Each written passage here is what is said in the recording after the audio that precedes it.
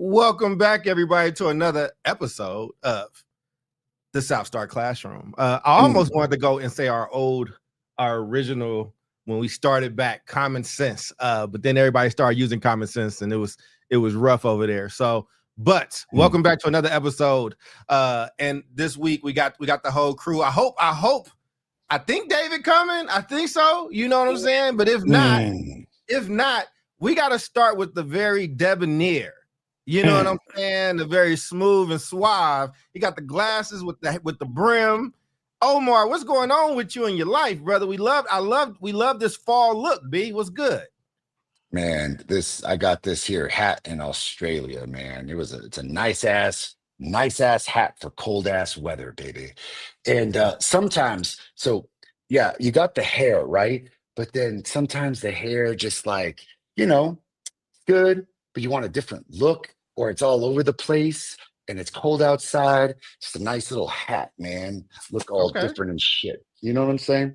And El Paso never get too cold. So if it gets a little cold, it's I like to take it out every now and again. It'll help out a lot more when I'm in Colorado. See, when you started giving all these compliments, I definitely thought we were talking about the radiant, the beautiful, the magnificent. She ain't the only one that can get nice compliments. She is beautiful. She looks. The three of us compliment Jubilee to death, and then we talk about emotions for her. And then we talk about emotions for her all the time. I got emotions. Omar, you get to be handsome, brother. You get to, you know what I'm saying? We got you. You good? I love you, Doc. Thanks, man. I got you, brother. I love you all. Sounds like Charles thinks that you all do too much for me as the only, I never said that. That's what it sounded like. I'm not saying you said that. I'm just saying that's like how it landed, over here.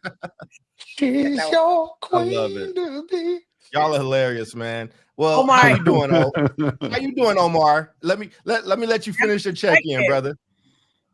I will be short, man. I'm all right.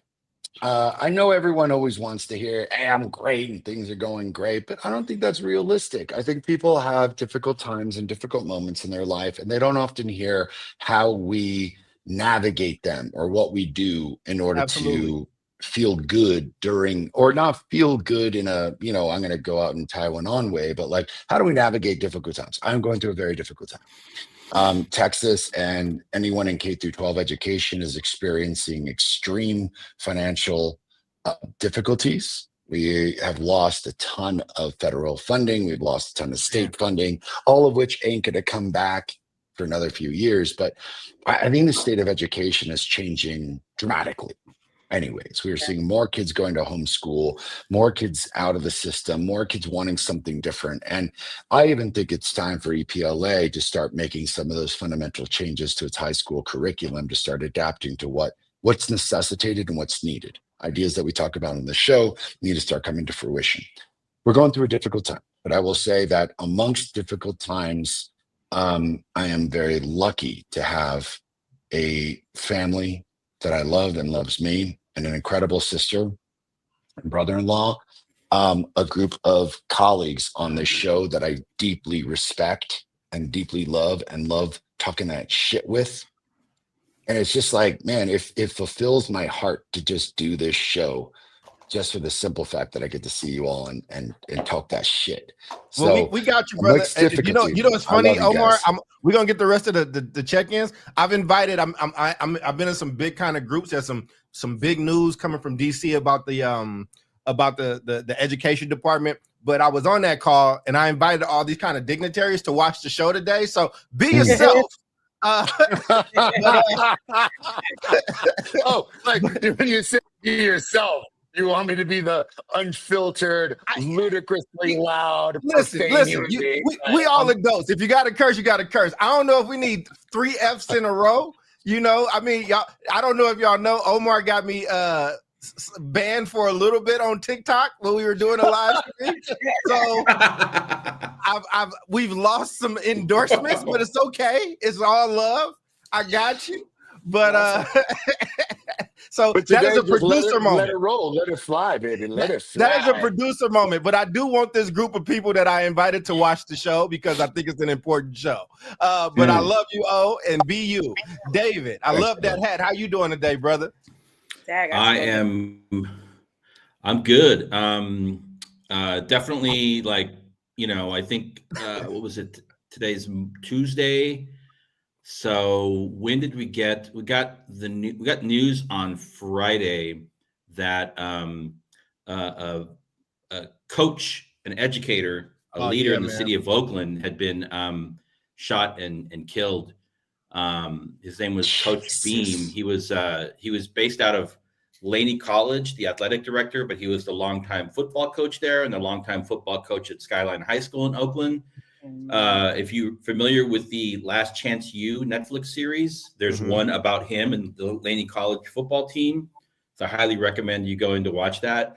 It's just another like senseless act of violence. And, really, I mean, I text you about it, Charles, and, it's amazing. There's so many people out there that are doing work and impacting generation after generation of young people. And every now and again, something happens like this, and it's an act of violence to just take somebody from us before their time, and it brought up a lot of I don't know what you call it, like secondary trauma with Dirk, because he was another close friend and colleague and brother of ours that was taken also in Oakland, California, as a result of gun violence. And I mean, just to Omar's point, life's okay, but it's like it also feels like there's just a lot happening in that city, which I care deeply about. A lot of my clients are there, and they're experiencing it in different ways. So that's the state of the world, Hey, I'm gonna definitely touch on that a little bit of my check-in as well, man. RIP Coach Beam. Most of Oakland knew Coach Beam. A lot of people in NFL because of Coach Beam. NBA, NFL, all that stuff. He just was a pillar in Oakland and this senseless shooting, man. And Chicago got some stuff happening to us. Wow. But the queen of our show, that we do make sure we her regality. Miss Jubilee, what's going on with you? Talk to us. I mean, it's a lot going on. My focus is just on finishing strong. That's it. Like, you got a set of 10 push-ups and you're at the 9th one when you just want to like lay down. You're like, that's enough. I don't have any more. But my focus is I got one more in me, and that's it. A lot going on. Same, like everything that you all have shared, it resonates and touches me deeply because, our district, we have a bunch of cuts going on, tens and millions of dollars. I also am inspired. Like it's challenging and it's terrible in all things, but there's also a little inspiration there because I'm also seeing glimmers of hope through innovation. Right. So it's like we're losing money here, but then like, all right, so what can we do over here? So I see communities galvanizing. I see, politicians galvanizing and just trying to figure out like, how do we still stay ahead when something was taken away from us and, seemingly has put us so far behind. But like, what are some of the things that we can do? Like, we're not going to wait on things to get better for the government to change and people to actually start caring about public education. Like the ball is in our court in some kind of way. And how can we bounce it in such a way where it's going to help us to make a basket? So our kids are in school today. Yeah. Yeah. Right. Yeah. So, well, you sound like me. You're usually the hopeful one. So, I think, I think there's a good balance and a good mix of like pushing systems to get better. But at some point, it's kind of like, when that system ain't doing what it needs to do, the government was shut down for 40 some days. I've been spending money on people and family and friends that check didn't come and groceries are expensive. And my thing is, as somebody who grew up on welfare, I want people to get what they need. But I'm also looking at my people like, this shit can happen again. Like, what are we doing? What's the plan? And like, let's figure that out. You know what I'm saying? So it's rough out there for people. I think my check-in is pretty similar. I think there's a lot running a company right now. We are all of us run something. Funding is Everybody's scared with the money. It's a little, everybody kind of holding on to stuff, don't really know what's happening. We have to, we're all in pretty much a recession. It's all but here.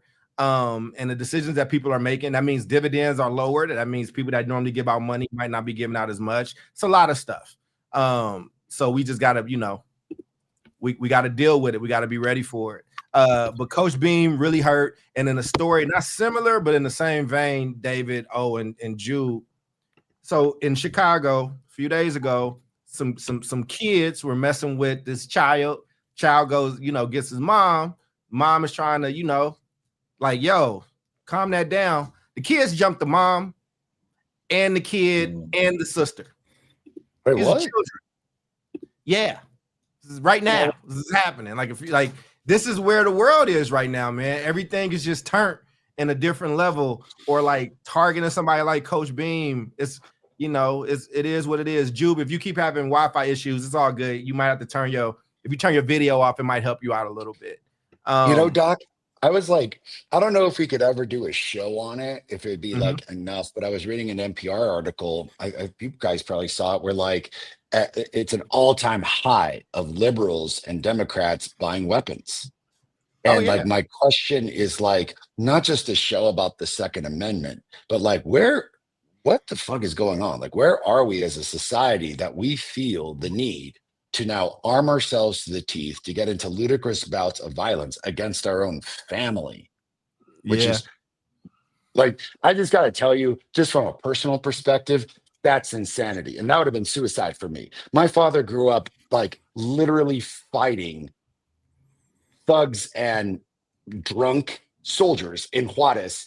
He could beat the shit out of any human being on the face of the planet. That was the last person I would ever start a fight with, is my father. And not for the fear of it all, but like out of just a genuine level of respect, that even like, I don't know, man, like even if my elders, right, are wrong, I show deep love, gratitude, and respect for them. Yeah, and that's the breakdown of community, right? Because the way I grew up, if a child was putting hands on a woman, and they were a child, the community would have reprimanded them and then took them home, and their parents would have reprimanded them too. So I think that like we're just in a different time, and I'm not gonna say that's a black thing. I think that happens in other cultures as well, right? Like but I'm down for that. I know our show only being an hour is a little tough, but we'll do a after dark episode, South Star after dark, Omar. And that means David and Jude can join if they want. I don't be wanting to hold them for too much longer. I feel bad when we go 15 minutes over, but I am one of those liberals that I've had my gun license and concealed carry for a long time. Y'all have always known that. Me too. If you here and you with me in Chicago, it's on me. I'm trained and things like that. But where I'm from has always been Democrat. Like, remember, I told y'all this after the Charlie Kirk thing, and I went to the gun range. Remember, Charlie is from not far from here. That was the most packed I've ever seen the range, and that was families of all colors. That was both parties. You could tell it was both parties there, and everybody gets along in the gun range, though. I'm just letting you know that. So, but we got to unpack that later. But I do have a show. People that's watching, I promise you, the whole show won't be depressing. It's fall.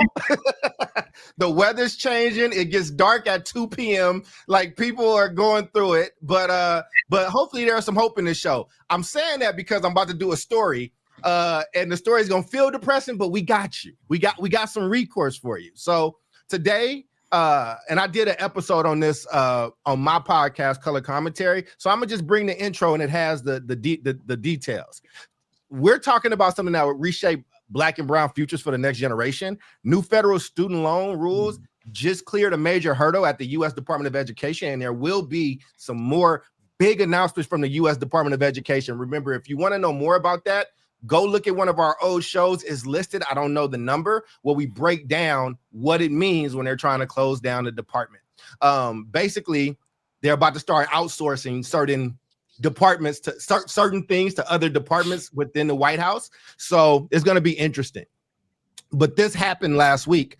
On the surface, these reforms sound reasonable. Cap excessive borrowing, simplify repayment, hold predatory colleges accountable. But when you read the fine print, and I mean really read it, you start to see how these rules have fundamentally changed who gets to become a doctor, a lawyer, a social worker, or a principal in our communities.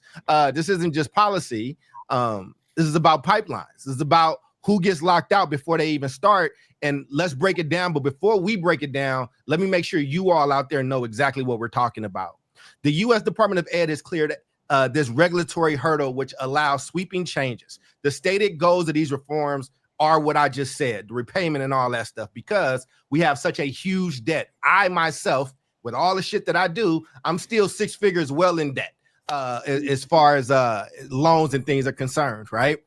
So here's what's changing. Graduate and professional school borrowing caps. The open-ended grad plus loan program is being eliminated. In its place, new borrowing limits are being imposed. Most graduate students will be limited to a roughly $20,500 per year with a lifetime cap around $100,000. Students pursuing professional degrees, which is law, medicine, going for a doctorate, going for that master's degree, will be capped at roughly $50,000 per year with a lifetime cap of around $200,000 and an overall limit in the mid $200,000 range. Plus, the parent plus loans and other borrowing options are also being tightened, particularly for future borrowers. So if you've done it this year, you should still be smooth. But for those that are going next year, and not just, you might be in college now, but if you're trying to go to grad school next year, these might take effect. There's going to be changes to income-driven repayment plans, which I do benefit from. Existing income-driven repayment plans, which is Pay, ICR, Save, SAVE, and Repay, and others are being phased out completely. To understand what's being eliminated, here's what those plans are. Pay as you earn is Pay, PAYE. Caps monthly payments at 10% of discretionary income with loan forgiveness after 20 years of qualifying payments. ICR, income contingent repayment, caps repayments at 20% of discretionary income or what you'd pay on a fixed 12-year plan, whichever is less, with forgiveness after 25 years. Save, or saving on a valuable education, the newest plan, caps payments at 5% of discretionary income for undergraduate loans and 10% for graduate loans, with forgiveness after 10 to 25 years, depending on loan amount. And then finally, Repay, revised Pay as you earn, caps payments at 10% of discretionary income for all borrowers, with forgiveness after 20 years for undergrad and 25 for graduate. All those are gone. They're gone. The system is moving toward fewer repayment options centered on a new plan called the Repayment Assistant Plan, which is called, ready for this, people? Because we're culturally relevant, RAP. The new plan is RAP. RAP shit. Oh, it's so sick. This plan will be used. This plan will base monthly payments on borrowers' income, but will stretch out both repayment and forgiveness timelines compared to current programs. College accountability measures. New accountability rules will tighten oversight of colleges and universities. Programs with weak earnings outcomes and high debt to earnings ratios for graduates may face penalties or lose access to the federal financial aid. And there's been a lot of criticism of these reforms, as you can see. I'm one of those people. I've been kind of yelling about this all week. And those clips are doing well. Thank y'all. All those clips are over like 2,000 or 3,000 views. I appreciate it. Critics of these changes argue that they will disproportionately harm low income and Black and brown borrowers. They warn that borrowing caps will limit access to graduate and professional degrees, and that tighter rules will make it harder for students harmed by predatory institutions to get debt relief. That is the news, people. I do have questions, but I think our reactions to this and how you're processing this is even more important than those questions. I don't care if we get through the two main questions I had. David, as our resident OG and my OG, and just, I just think we got to start with the beard of knowledge / wisdom, because I still don't know what the official name is. But how are you feeling about that? What's your reaction? Oh man, I was. This is new information for me, so I find it. I produced that for you, brother. I got you. Yeah, I find it troubling. I wouldn't go as far as to say that we are like going through a process of deprofessionalization, but professional access to careers and you know, that require advanced education, it feels like this new change would add several barriers for not for people like us, period. And it seems like we're moving away from, you know, a system of what we call like merit to like, what does your, you know, family's balance sheet look like, to be able to you know, support you in your educational endeavors. So a lot of red flags for me, but we can definitely dig in. Yeah, I feel the same way. A lot of red flags, and the fact that they called it rap is sending me because I want them to publicize. Call me and ask me for my opinion. You know, I was like, go with rap. You know, get a right. detail. Like, show us that clip in this conference room or wherever, whoever was in there, where they were like, well, we should call it rap. Like, you know, Yeah. What? Yeah, the kids love rap. Right, like, well, rap from the bodega. What kind of rap we talking about? Which kind of, the bodega rap? The Ice Yeah, Cube it's actually spelled W-R-A-P. AP, right? Saran wrap. Right, Saran rap, Tupac rap. It's just RAP, man. It's repayment assistant plan. Oh my God, no W, just the RAP. Yeah. Right. RIP to the RAP. How about that? Yeah.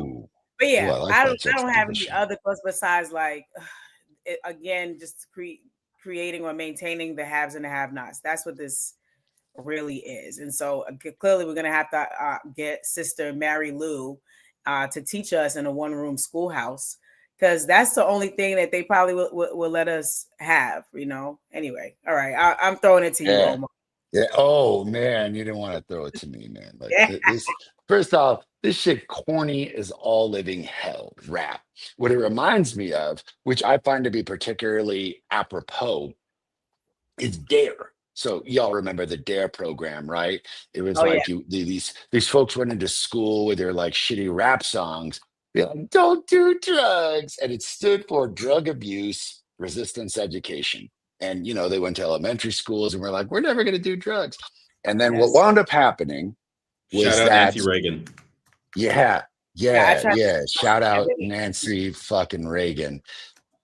Cool, because then all the white kids who went on and did cocaine in copious amounts got no penalties. Wait, I ain't never get another sponsor. I showed y'all the monster. Did I show y'all the monster application? We can just rip that up. It's all good. Go ahead. They need to be supporting. Monster don't like the truth. Oh, Monster don't like the truth. They don't like the history of the United States. Monster, you are absolutely great. That was not a Red Bull I was drinking, and disregard what Omar said. I'm trying to run a goddamn business here, Omar. I'm trying to run a company, Omar. Meanwhile, crack 18 times. Wait, side note, penalty. I have to say this. I showed my children the video with the egg, you know, where they put the egg in the frying pan. Yeah, Johnny Depp and the don't do on drugs. I promise. I'm like, leave with me, come back with me to my childhood so I can show you how they stopped everyone from getting on crack. Anyhow, go ahead. Indeed, or whatever it was that they were trying to talk about. I have a funny Dare story. I have so many funny Dare stories. Yeah, the branding, that shirt. If I can find those shirts right now, though, those shirts with some black and red 11s, with some black and red Jordan 11s. Oh my God, it is incredible. Those shirts are awesome. Man, they had a branding game and everything. And I mean, the truth of it was like, all right, cool. Listen, man, I'm all for like the information of what happens, but that was never what it was. It was like, drugs are bad, okay? They just sounded like Mr. Mackey, like drugs are bad, okay? And if you're black or brown, drugs are bad. And if you're white, drugs are bad. But it was never educational. It was corny as shit. It wasn't helpful. I mean, I would have much rather been like, hey, what does this actually do? And then I could have made the decision myself. Oh, crack and cocaine are essentially the same thing. One's a bit more of a concentrated form, but they're going to have the same effects, same reactions, same difficulties. Why don't I just choose neither one? And then ultimately, we all know what happened with Dare. We all know how it, I don't know if you all know the scandals behind the misappropriation of money behind Dare, but that was also another fun scandal. And rap just sounds like, let's create another bullshit situation and literally wrap it up in this like preposterous Christmas wrapping and give it to everybody and say, you're welcome. Yeah. Yeah, I would I say don't like it, Doc. I don't like it. But I do like Monster. I got that. And the coffee drink is particularly actually quite good. I mean, the coffee drink is good. And I feel bad. I'm gonna switch me to the bottom because I hate when y'all face is covered up by the comments. But I would say I'll make the statement Cover first. my face up, baby. It's all good, man. No, we just talking my about how face. handsome you were, brother. You got the hat on. People need to see you. Man. As the young people will say, you put that ish on, Omar, because I'm trying to get my sponsors back. Stop, Jubilee. We are grown, Jubilee. You can't do it. Where's your son at right now to be embarrassed? Pre-show notes. You're like, hey man, just be yourself. And I'm like, all right, I'm just gonna let it fly. And then you're like, God dang it, Omar. We're gonna get such a lashing from Charles. We're gonna get such a lashing. Listen, I want to pick up Waffle House as a client. David, I want to pick up Nevaeh as a client. David, I think I missed. Did you all like communicate ahead of time and say that we're going to take edibles an hour before the show, brother? Listen, man. Listen, we are going to make David quit, and I don't want to lose David. Okay, this is serious. David, please don't leave us, David. I'm sorry. We will behave ourselves. I'm having a blast. Omar, we will do South Star Classroom after dark, Omar. I promise you. Excellent. I promise you. I'll say you want this, me to come back into the PG-13 era? No, it's all good. I mean, anyway, because they're gone. This is gone. We lost it, but it's fine. But no, I was gonna say, but in all seriousness, though, I understand the logic. And I'm going to get us there from a nuanced way. I understand the logic, right? A lot of these loans have been running crazy, rampant. Like there's been a lot of stuff. And when you're 18 years old and they having you sign stuff that you don't understand, your parents don't understand. And I don't know how the loan has gotten bigger over all these years, but it has. And my loans got bundled up and sold a bunch of times. So I understand the government saying, hey, we got to find a way to fix this. But what this is, I think it's discriminatory. Let me just be very clear. If this stuff takes effect in 2001, there is no Dr. Cole in front of you. I am not here. I do not have any. I'm not a social worker. I don't have a master's in public administration. I don't have a doctorate because my family didn't have that type of bread to be able to do that. And while I am somebody that talks about vocational careers all the time, Jubilee, thank you for the link earlier. Like we talk about the love of it. And I think those are great jobs, and we need to occupy that. And I think we also need to occupy these. You need Black and brown lawyers. You need Black and brown principals. You need Black and brown like social workers. Part of the reason my career skyrocketed and why I did get a boost is because there were so few Black male social workers, and I got so much business because we can't send women into certain households where there is a 15-year-old boy on the spectrum that has behaviors. The first case I had, this 15-year-old kid heard no and threw a refrigerator. Like we can't send Jubilee into that home. But that doesn't happen if I'm not able to attend college or grad school. And what this is doing and why I had such a visceral reaction is I know who's going to lose out on these opportunities. It's not going to be the kids who can already take a year or two off because their parents are going to pay for everything anyway and go find themselves in Europe and then come back. That's not who is going to impact in the same way. And I know I say black and brown, but this is going to impact a lot of Asian people, a lot of white people, there are so many people that depend on favorable loans in order to further their career. We have to still invest in the future of our country. We still have to invest in professionals, and it matters that in a lot of these professions that I'm talking about are lagging behind with Black and brown people in the community, in Black and brown communities as these professionals. So that's only going to be exacerbated. And I think that's the ultimate thing that it kind of bothered for me. So, while our other folks, it's me and you right now for a second, man, I just want to ask you, Omar, do these new rules actually make college safer and more affordable? Or do they lock us into a two-tier system that benefits the wealthy? And before you answer, I know this isn't the best question because it's I made it binary. Go where you need to, because I'm really not trying to lead the witness, but I wanted to really grasp the immediate nature of this problem. I can't hear you. I think you're muted. I was muted. Thank you. It's going to seem a bit tangential. I'll get to it. So I was on this fascinating phone call, Doc, this past weekend. I think it was like Thursday. And a friend of my brother-in-law, who also went to Stanford, mentioned, hey, like, we've got some prospective people who are applying to Stanford without, giving away the house in any way, shape, or form. How can you help someone kind of go and understanding the application, the interview process? By the way, this is something that people pay hundreds and hundreds of dollars an hour for the advice from someone like me or from my sister or my brother-in-law, who all went to these schools, who knew what we got into.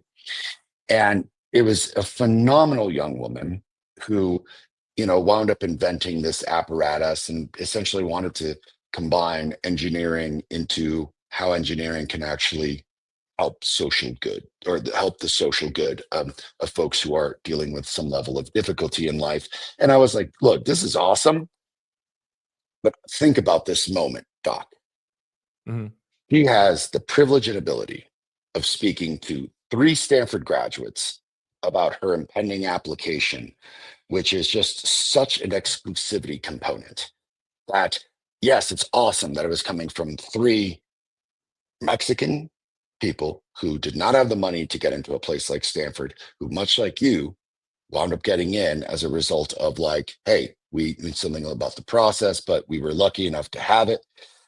I think that the current administration, Doc, is saying, I don't want the Omar Yanars of the world. And I don't want the Soraya Yanars of the world. And I don't want them helping out other brown and black kids. This young lady, brown student. I don't want the Dr. Charles Coles of the world. I think what they're trying to do is create this way around the racial component of it and get into the pocketbook component of it, to say, let's just get you out of the affordability, and then let's get you out of the know-how of even how to get into these places, and sever that tie of the Omars helping out, the other students of the world. Let's just absolutely create this kind of stratification, because in the next question, Doc, I think that this aligns very much, and apologies if this hurts our monster sponsorship. It's okay. But you have an unadulterated white nationalist agenda that people forget about, like Jeff Sessions and what's his face, not Bezos,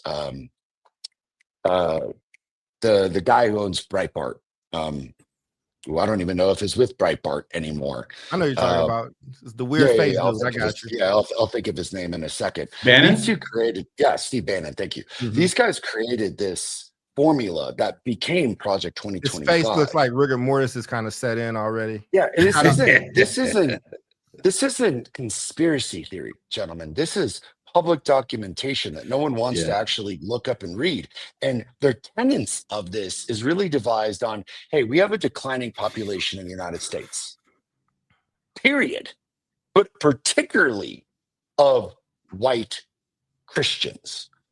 We need to solve that because they feel white Christians should continue being in charge of the United States.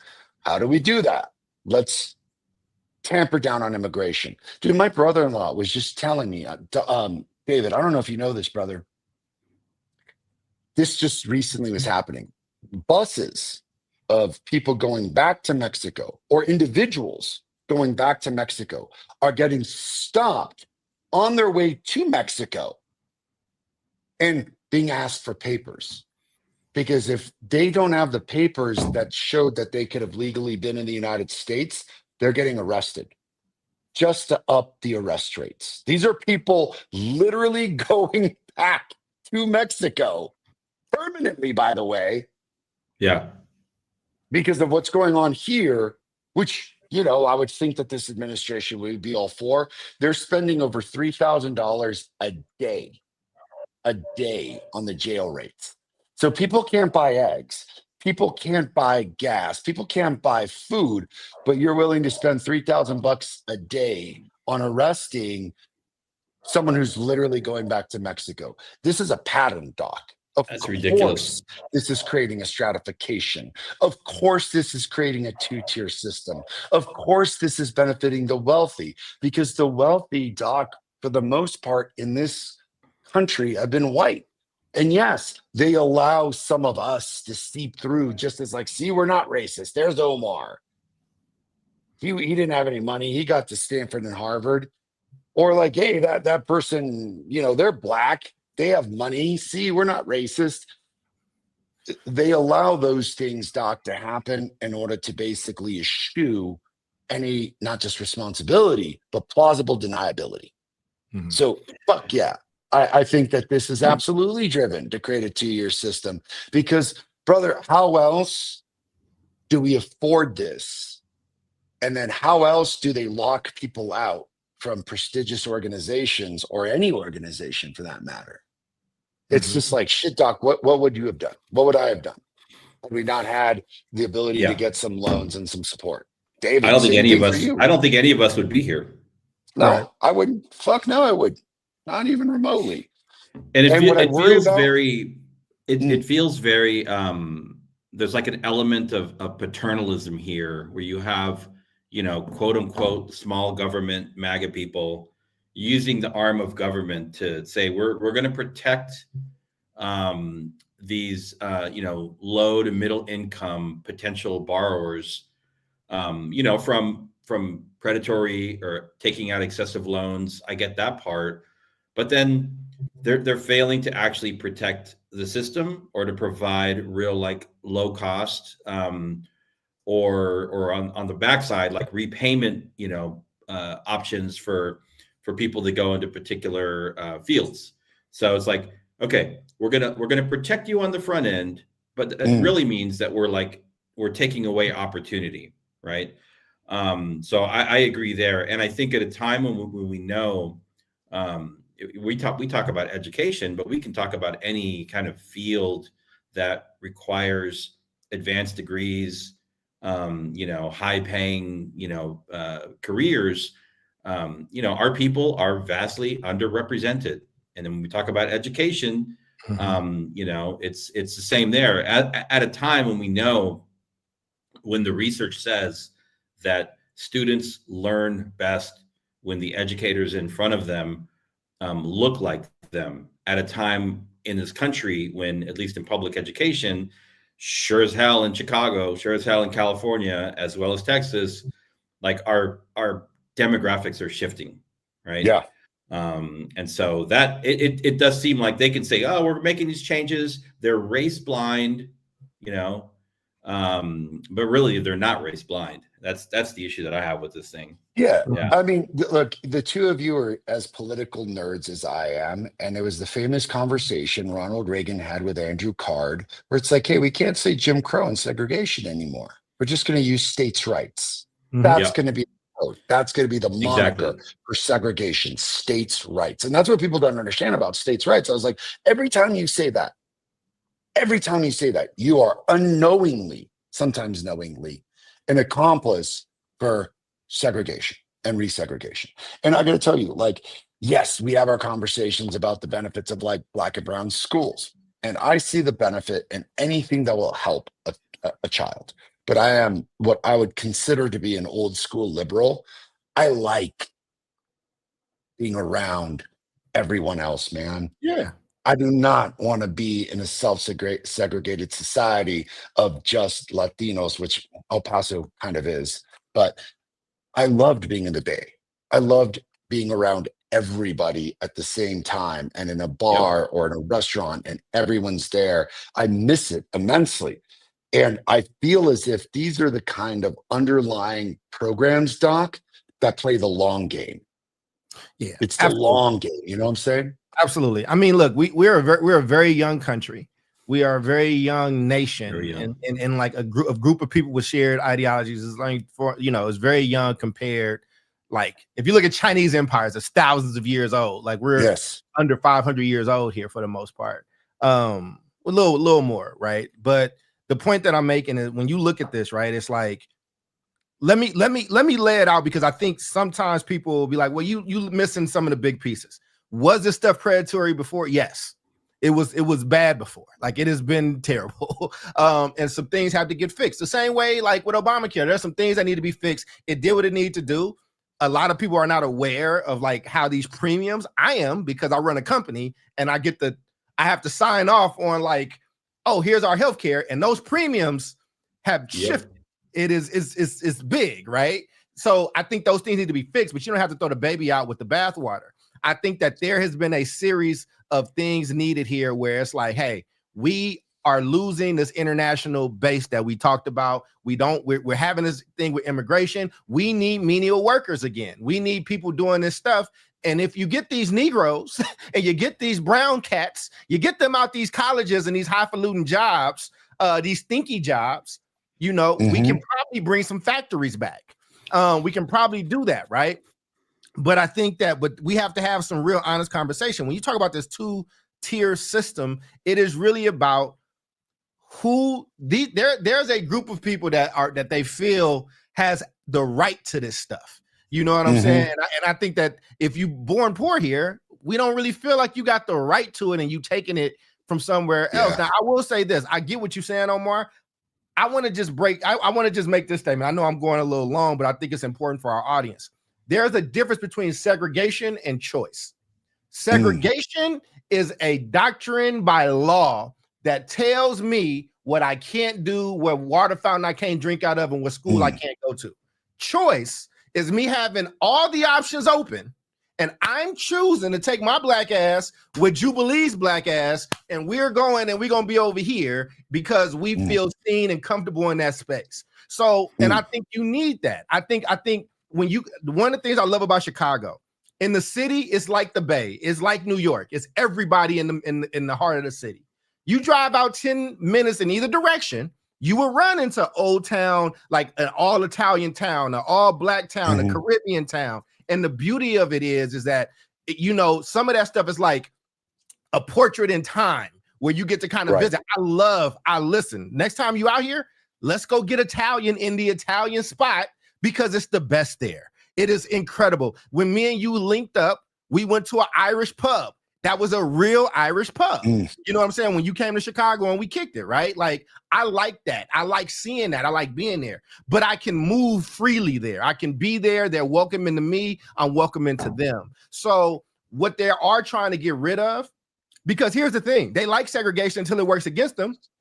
They closed down a charter school in Minnesota because there was a bunch of Ethiopian kids that went there. And it wasn't any white kids. So again, they start playing these games with names and tricks, but I want to start shifting the conversation now to how we can prepare people and what I think people should be doing. And I think this is where I talk about agency a lot.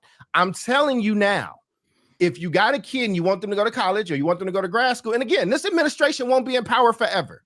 They won't be in power forever, but while they are here, you have to think about these things and you have to have some kind of plan. That means you need to start looking at scholarships. That means you need to have some different conversations. And I'll also say this, if I could do college over again, and I wish I was the first in my family to go to college so my parents couldn't tell me this, I probably wouldn't major in poli-sci again.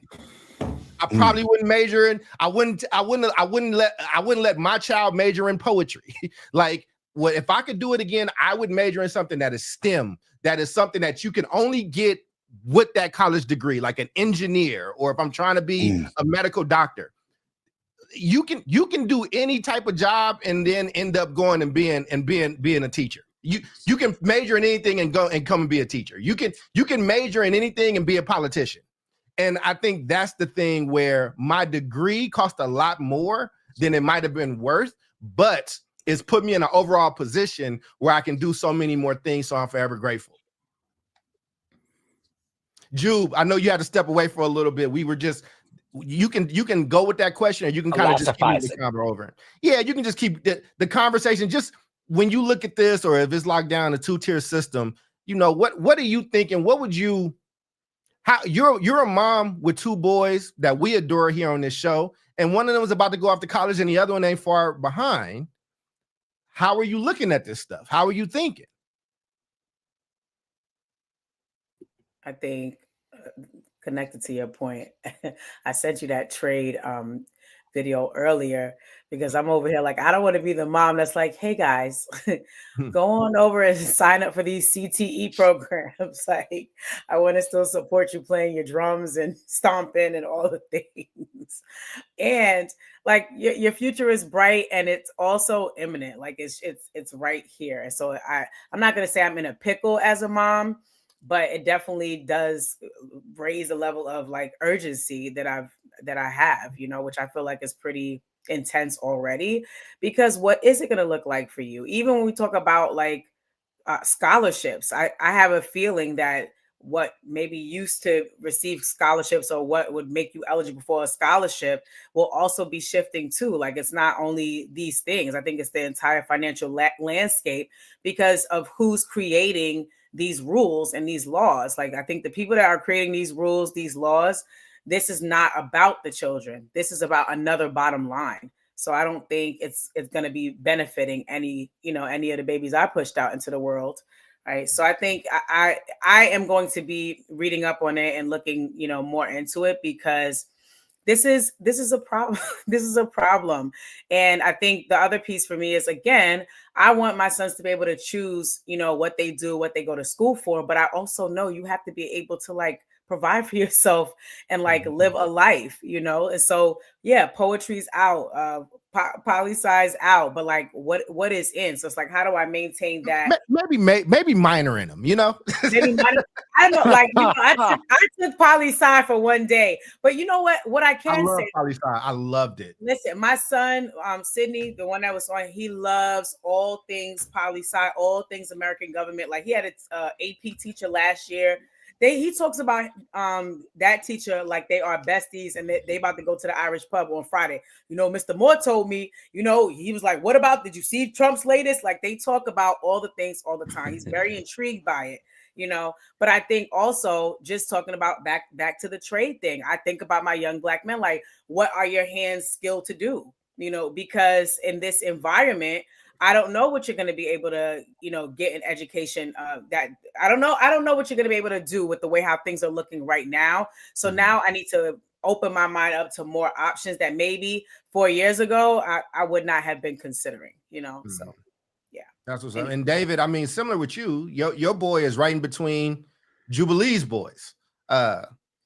First off, all the little the South Star kids is growing up and they out here in the world. I still try to use, the picture of David with his son when he's this big. David, don't let me. But it wins us. It wins us new contracts when I do it. But David, our little guy who ain't so little no more. How are you approaching this, and how are you thinking about these things? And I know you just heard some of it tonight. I think. I mean, we always. I think the number one thing is like, finding something that you're passionate about and going for that. And that starts in like middle school, starts in high school. And so when time comes, which for us is coming in like a year and a half, getting very serious about this stuff is like, what are you actually passionate about? That's number one. And these are not conversations I had with my parents. I was like you, Charles. I had zero guidance. I got lucky. I ended up in a state system at a time when the state system of California, the UC, was still affordable. But I still ended up taking out loans for my post BA, graduate level studies. So I think that's number one. I think looking at affordability, to be honest, right? Like looking at like what's what's affordable, what's not affordable, how long is this going to take to pay you back, doing some work around that, and then figuring out where we're going to come up with the money. To be totally honest, I mean, it's not cheap, and I think that's the other thing. I mean, I don't know how we've created a system where public and private, like post K-12 college and universities, cost so much damn money. Oh my God. It's information. It's information. And now we've had the World Wide Web for however many decades. Now we have AI. Like you can create your own university system with AI, I mean, it's like, so I think there's going to be a lot of change on that front too. But our government's going to have to keep up with it, because, if they're going to be running programs that will provide loans and grants, they have to make sure that they're obviously using the money effectively. But again, I go back to the point.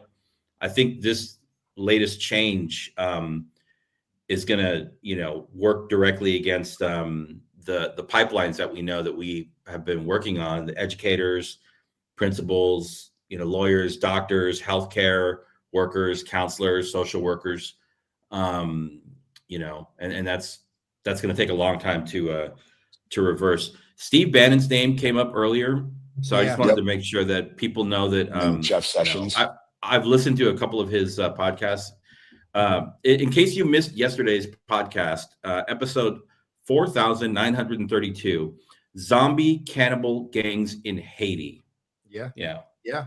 I mean, but here's the thing, though, right? Like, that's crazy. But this is the point, though. Them boys consistent. And this, listen, man, we are at a space where we think that we can make fun of these people. And I had a little joke at one of their expenses, but like, they here and they fighting and they ready. And this is how fights work. And I think I blame my generation on a lot of this, right? Because we're the anti-bully generation. Go ahead, David.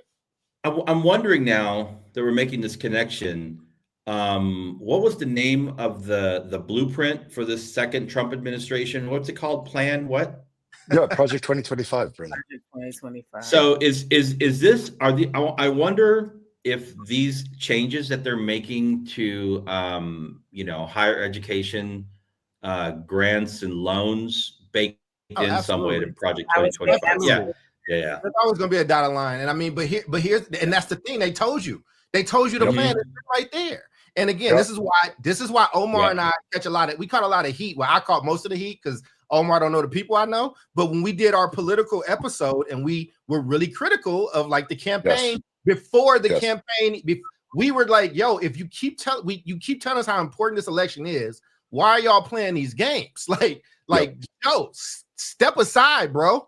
Like, you're supposed to be and we talked about this. We said that these things were going to come, and now we don't have, the skill to fight back the way. It's become very whiny. Like, be smart, be intentional, like have counter plans, have counter measures. Nikki asked me, I think it was just up there. Nikki asked me, do I think I would be a better STEM professional than a social justice? I think I would be a better STEM professional, to be honest with you. And the reason why is because I tend to land on facts and data. I like math. I like logic things. I think that the social justice, like this iteration of it, I think it's hurting. I think that a lot of things have been hurting because so many people are wanting to be celebrity social justice warriors that like they're not really focused on people, and it's too cushy. I think what David said is part of the problem with the quality of college education has drastically dropped. When we're arguing with physics professors and saying that the work is too hard, and they're like, it's physics, dog. Like, I can't make physics. I'm not changing physics for you.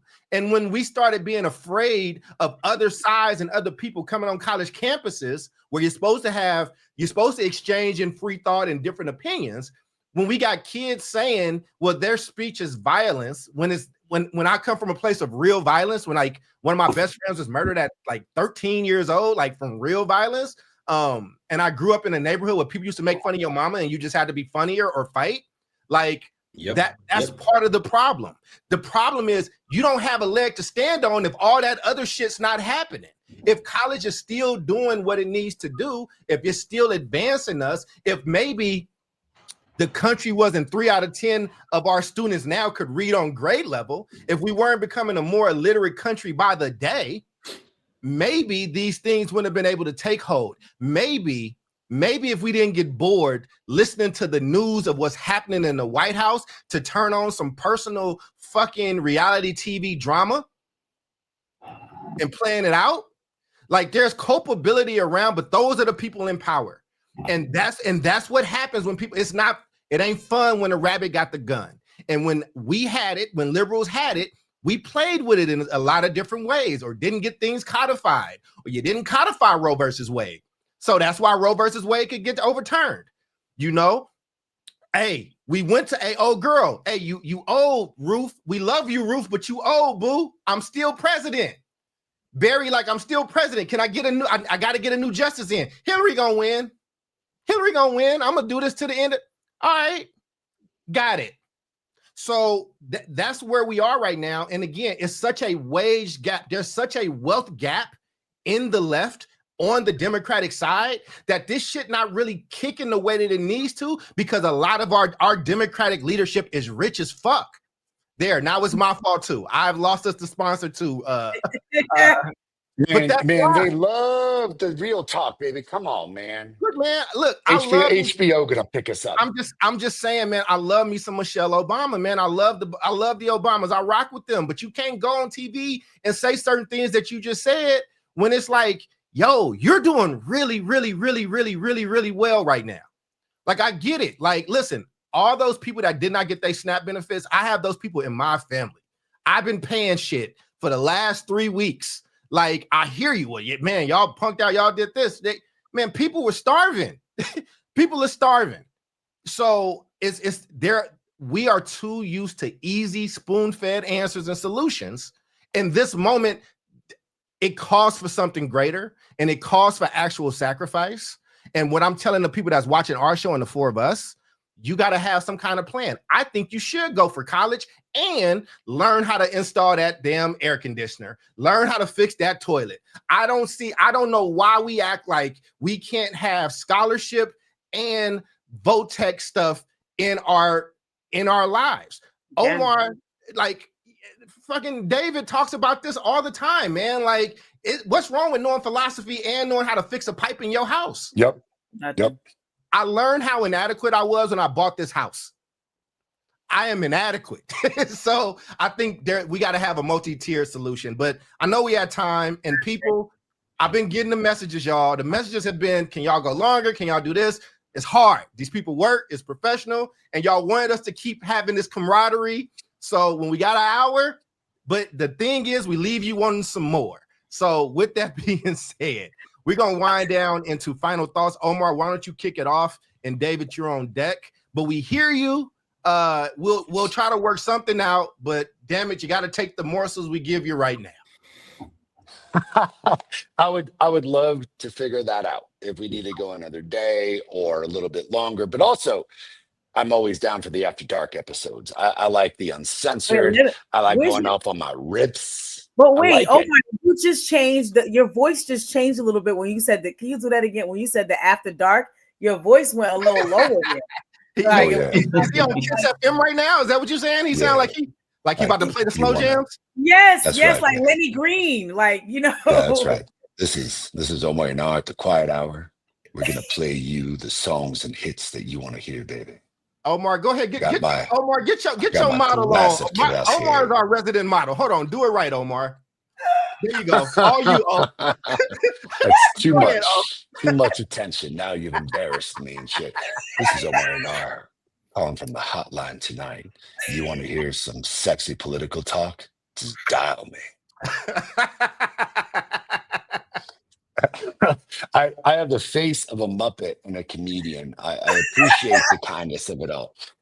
My very quick final thought on this subject, because I know we got to go, is when you talk about what is supposedly the greatest country on earth, and yet the Canadians and the Europeans are beating the pants out of us when it comes to accessibility of college, we got something interesting going on.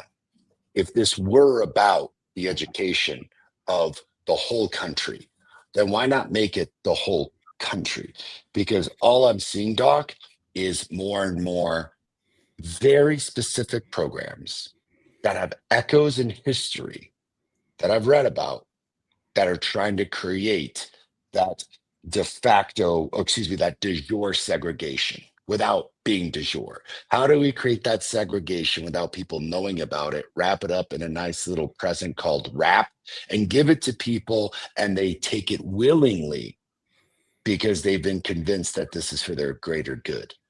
Now, that is some duplicity and some insidious shit. And this is why we got a podcast, man. And this is why I hope our sponsors love the truth, because I think people are yearning for the truth and not a bunch of bullshit. Monster Energy, we're talking to you, baby. Come on. I'll drink that. I'll drink it in this voice. I'm trying, man. David, you Yeah. know, and David, I'm sorry, man. We will be adults next week. I promise. On your show. Oh, that's fine, man. You know, I don't think I have too much to add. I think given the changes that are happening, what I'm thinking about is how this changes the game of like high school counseling, you know, for counselors, you know, making sure that, you know, counselors that are working in school systems that serve students that have been, you know, historically furthest away from opportunity are aware of these changes, talking about, you know, course selection, talking about financial aid decisions, bringing families in to have these conversations as they always have. Mm-hmm. But it seems like the game is changing away from like, you know, they always, I didn't really like the language of this, but counselors would say like, do a list of your dream schools. Yeah. And then your this schools and then your safety schools. Yeah. And I'm like, well, you know what? Your dream schools are going to have you living your dreams for a long time because they're going to be very expensive, right? Without that kind of financial aid. So I think, you know, just being real about like, what's it going to cost?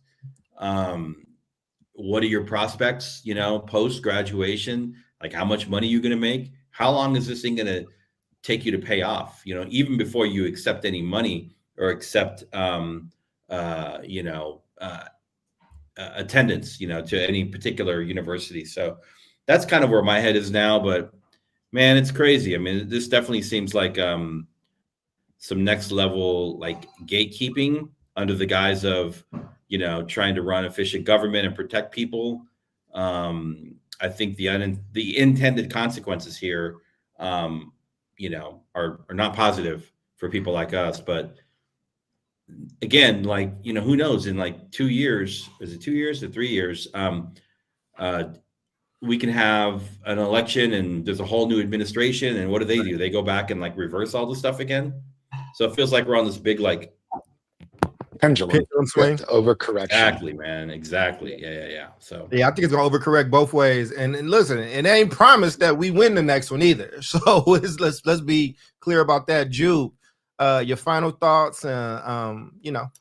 Yeah, I mean, I'm thinking about my babies, you know, thinking about our babies. And I think about the fact that, like, yeah, I have a few degrees and I also sing. And there's a church, there's a gig that'll pay me however much money to sing alto in a group, right? And I think about, you know, all the things I've taught my sons in growing up. It's like you can't just have this one track or one pathway, right?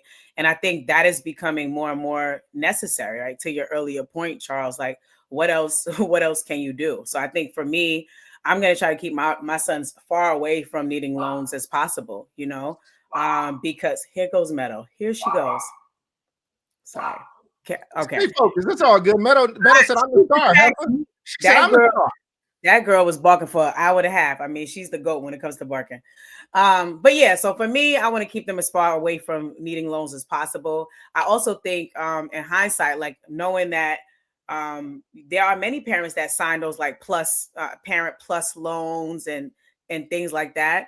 And I think sometimes that comes with a hard conversation that I ain't going to be doing that. Like we live in the state of Maryland. You got an address in Maryland. You got an address in New York. pick a school in one of them 2 states, right? And just thinking about how to like lower the cost for college to make sure you go to a great school, but that it also is not putting us in the hole. Because the answer to that, the last question that you had up there in terms of not just the experience of having to pay when you're in college, possibly have to work your way through college, but then when you're done with college, having to work extra hard to pay for life and to pay off your loans. Like that's a real thing. To me, it's like another form of slavery, you know? So these are the things that are circulating in my head. So I think the long and short of it is I'll try to be keeping my babies away from needing the loans, try to get them as many scholarships as possible, but also have them tap into multiple streams of income, get that certification and whatever, while also building up whatever your skill set is through your college education.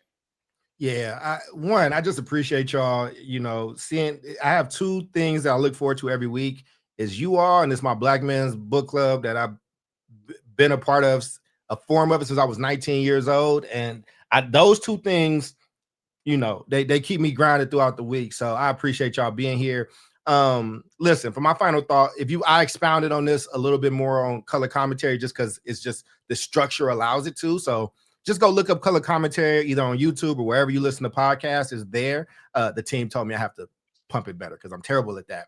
My final thought here, though, is like, you know, I know we didn't get a chance to go as deep as we wanted to, and there's so much more conversation here. What I would tell everybody out there listening is you need to go read into this and pay attention to it and think about the unintended but really intended consequences of it. And I also think, you know, pay attention to what's happening at the Department of Education. There's about to be some major changes.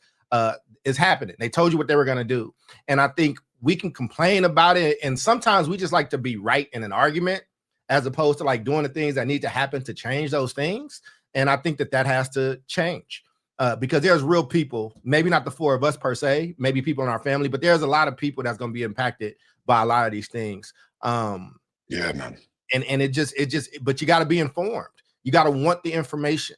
If you got a cell phone, you got access to so much information. You really got to choose where you get what information you look at. You have to be aware of the news. You can't put your head in the sand on this stuff. But I will just say, man, as we talk about this, I'm so grateful to being in this country in the sense of the fact that I got to do these things. There's not a lot of places where you can go from going to 11 elementary schools, living in 4 shelters, 2 parents in and out of jail, being homeless, friends getting murdered, friends getting killed, a lot of stuff, you know what I'm saying, drug addled parents, from where you can go from that to being a doctor. There's a lot of countries where you are born into a caste and you die into that caste. And so even though this is a racist place at times, has a very racist history and it was built on it, you know, I exercise my rights as an American. Like he started off talking about the Second Amendment. Don't come to this house. Don't come to this house with no foolishness. I don't want no problems. I'm afraid of them problems. And because I'm afraid you might get shot, I use my voice, and we use freedom of speech like we do right here. Even when Omar got to cuss y'all out, right? Like we exercise those things. There are amendments and there's bills of rights and there's a constitution that we all benefit from. And it would behoove us to know how that works. And I will end on this. Huey P. Newton and his good friend, they started the Panthers in a library at the old Laney College when Laney used to be, in Merritt College when Merritt used to be in North Oakland. And the way that they started is Huey P. Newton was reading law books, just reading them, and learned that you can have a pistol.